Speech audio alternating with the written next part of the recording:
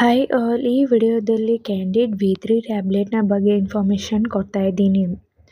ಈ ಟ್ಯಾಬ್ಲೆಟ್ನ ಏಕೆ ಯೂಸ್ ಮಾಡ್ತಾರಂದರೆ ಟ್ರೀಟ್ಮೆಂಟ್ ಆಫ್ ವೆಜೈನಲ್ ಫಂಗಲ್ ಇನ್ಫೆಕ್ಷನ್ಗೆ ಬಳಸುತ್ತಾರೆ.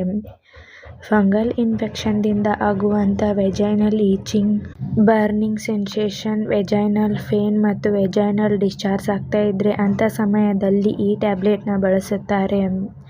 ಈ ಟ್ಯಾಬ್ಲೆಟ್ ಹೇಗೆ ವರ್ಕ್ ಮಾಡುತ್ತೆ ಅಂದರೆ ಇದರಲ್ಲಿ ಕ್ಲೋಟ್ರಿಮಾಜೋಲ್ ಎಂಬ ಆ್ಯಂಟಿ ಫಂಗಲ್ ಮೆಡಿಸಿನ್ ಇದೆ. ಇದು ಫಂಗಿ ಬೆಳವಣಿಗೆಯನ್ನು ತಡೆಗಟ್ಟಲು ಸಹಾಯ ಮಾಡುತ್ತದೆ.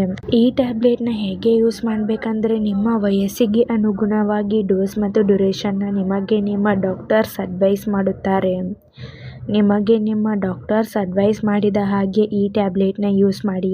ಮತ್ತು ಈ ಟ್ಯಾಬ್ಲೆಟ್ನ ಡೈಲಿ 1 ಟ್ಯಾಬ್ಲೆಟ್ ನೈಟ್ ಟೈಮ್ ಮಾತ್ರ ಯೂಸ್ ಮಾಡಿ. ಅದು ಮಲಗಿಕೊಳ್ಳುವ ಸಮಯದಲ್ಲಿ ಈ ಟ್ಯಾಬ್ಲೆಟ್ನ ಬಳಸಿ. ಈ ಟ್ಯಾಬ್ಲೆಟ್ನ ಮಲಗಿಕೊಂಡು ನಿಮ್ಮ ವೆಜೈನಾದಲ್ಲಿ ಇನ್ಸರ್ಟ್ ಮಾಡಿಕೊಳ್ಳಿ. ಮತ್ತು ಈ ಟ್ಯಾಬ್ಲೆಟ್ನ ಯೂಸ್ ಮಾಡುವ ಮೊದಲು ಮತ್ತು ನಂತರ ನಿಮ್ಮ ಹ್ಯಾಂಡ್ಸ್ನ ಸ್ವಚ್ಛವಾಗಿ ತೊಳೆಯಿರಿ. ಈ ಟ್ಯಾಬ್ಲೆಟ್ಸ್ನ 2 ಮೆಥಡ್ಸ್ನಲ್ಲಿ ಯೂಸ್ ಮಾಡುತ್ತಾರೆ.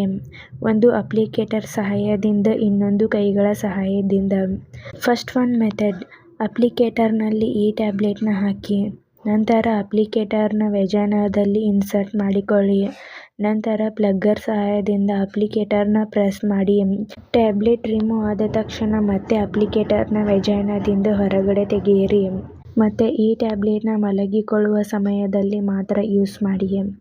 ಸೆಕೆಂಡ್ ಮೆಥಡ್, ನಿಮ್ಮ ಕೈಗಳ ಸಹಾಯದಿಂದ ಈ ಟ್ಯಾಬ್ಲೆಟ್ನ ಯೂಸ್ ಮಾಡಿ.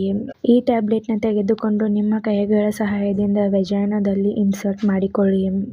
ಈ ಟ್ಯಾಬ್ಲೆಟ್ನ ವೆಜೈನಾದಲ್ಲಿ ಇನ್ಸರ್ಟ್ ಮಾಡಿಕೊಂಡು ನಿಮ್ಮ ಬೆರಳುಗಳಿಂದ ಪುಷ್ ಮಾಡಿ. ಹೀಗೆ 2 ಮೆಥಡ್ಸ್ದಿಂದ ಈ ಟ್ಯಾಬ್ಲೆಟ್ನ ಯೂಸ್ ಮಾಡುತ್ತಾರೆ. ಈ 2 ಮೆಥಡ್ನ ಮಲಗಿಕೊಂಡು ಯೂಸ್ ಮಾಡಿ. ಹಾಗೆ ನಿಮಗೆ ನಿಮ್ಮ ಡಾಕ್ಟರ್ಸ್ ಅಡ್ವೈಸ್ ಮಾಡಿದ ಹಾಗೆ ಈ ಟ್ಯಾಬ್ಲೆಟ್ನ ಯೂಸ್ ಮಾಡಿ. ಮತ್ತು ಈ ಟ್ಯಾಬ್ಲೆಟ್ನ ಬೇರೆ ಬೇರೆ ಕಂಡೀಷನ್ಸ್ಗೆ ಬೇರೆ ಬೇರೆ ರೀತಿ ಡಾಕ್ಟರ್ಸ್ ನಿಮಗೆ ಯೂಸ್ ಮಾಡಲು ಅಡ್ವೈಸ್ ಮಾಡುತ್ತಾರೆ. ಎಲ್ಲ ರೀತಿಯ ಪ್ರಾಬ್ಲಮ್ಸ್ಗೂ ಒಂದೇ ರೀತಿ ಯೂಸ್ ಮಾಡಬಾರದು. ಆದ್ದರಿಂದ ನಿಮಗೆ ನಿಮ್ಮ ಡಾಕ್ಟರ್ಸ್ ಪ್ರಿಸ್ಕ್ರೈಬ್ ಮಾಡಿದ ಹಾಗೆ ಈ ಟ್ಯಾಬ್ಲೆಟ್ನ ಯೂಸ್ ಮಾಡಿ. ಈ ಟ್ಯಾಬ್ಲೆಟ್ನ side effects: irritation, burning sensation, swelling, application site reactions ಹೀಗೆ ಮೈನರ್ ಸೈಡ್ ಎಫೆಕ್ಟ್ಸ್ ಆಗುತ್ತದೆ. ಈ ಟ್ಯಾಬ್ಲೆಟ್ ನಿಮ್ಮ ಬಾಡಿಗೆ ಅಡ್ಜಸ್ಟ್ ಆದ ಮೇಲೆ ಈ ಸೈಡ್ ಎಫೆಕ್ಟ್ಸ್ ಎಲ್ಲ ಡಿಸಪಿಯರ್ ಆಗುತ್ತದೆ. ಒಂದು ವೇಳೆ ಹೀಗೆ ಲಾಂಗ್ ಟರ್ಮ್ ಆಗಿ ಕಾಣಿಸ್ಕೊಳ್ತಾ ಇದ್ರೆ ಕೂಡಲೇ ಡಾಕ್ಟರ್ಸ್ನ ಕನ್ಸಲ್ಟ್ ಮಾಡಿ. ಈ ಟ್ಯಾಬ್ಲೆಟ್ನ ಸೇಫ್ಟಿ ಅಡ್ವೈಸ್: ಈ ಟ್ಯಾಬ್ಲೆಟ್ದಿಂದ ನಿಮಗೆ ಅಲರ್ಜಿ ರಿಯಾಕ್ಷನ್ಸ್ ಆಗ್ತಾ ಇದ್ರೆ ಈ ಟ್ಯಾಬ್ಲೆಟ್ನ ಯೂಸ್ ಮಾಡಬಾರದು.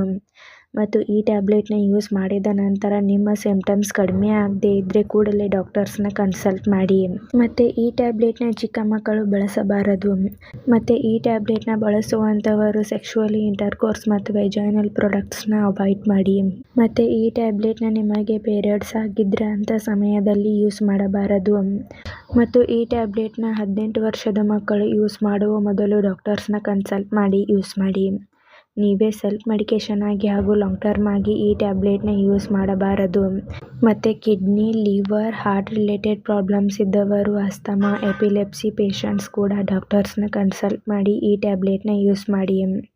ಮತ್ತು 35 ವರ್ಷ ಮೇಲ್ಪಟ್ಟವರು ಕೂಡ ಡಾಕ್ಟರ್ಸ್ನ ಕನ್ಸಲ್ಟ್ ಮಾಡಿ ಈ ಟ್ಯಾಬ್ಲೆಟ್ನ ಯೂಸ್ ಮಾಡಿ.